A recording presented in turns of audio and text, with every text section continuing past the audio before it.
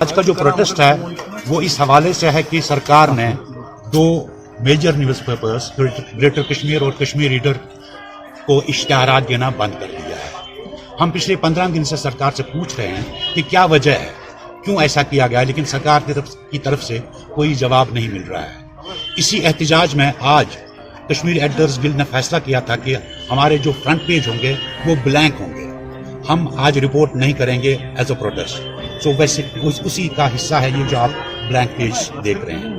ہم سرکار سے ایک بار پھر کہنا چاہتے ہیں کہ وہ ریزنز بتائیں، وجہ بتائیں کہ انہوں نے ایسا غیر جمہوری قدم کیوں اٹھایا۔